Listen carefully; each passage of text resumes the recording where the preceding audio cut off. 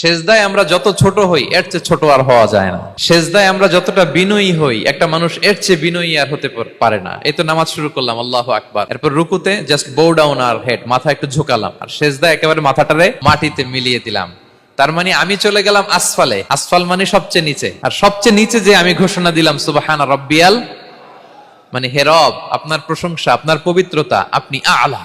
আল্লাহ, আমি আর নিজেকে এর চেয়ে তুচ্ছ করতে জানি না, এর চেয়ে ছোট আর করতে পারি না। আমি আমার নিজেকে উজাড় করে দিলাম, সবচেয়ে ছোট, তুচ্ছ, নগণ্য করে আপনার সামনে উপস্থাপন করে আমি ঘোষণা দিচ্ছি সুবহানা রাব্বিয়াল আলা। পবিত্রতা সেই রবের যিনি আলা, সর্বোচ্চে। সুবহানাল্লাহ পড়ে। তাহলে সিগনিফিকেন্সটা বুঝতে পারছেন কেন বিষ্ণু ইসলাম এটা পড়তেন সুবহানা রাব্বিয়াল আলা? কারণ আমি থাকি সবচেয়ে আসফালে, নিচে, আর তখন আমি ঘোষণা দেই glory be to Allah the most high, the most high, the most high আলা। আল্লাহ, আমি একেবারে নিচে কিন্তু তুমি হচ্ছে আলা।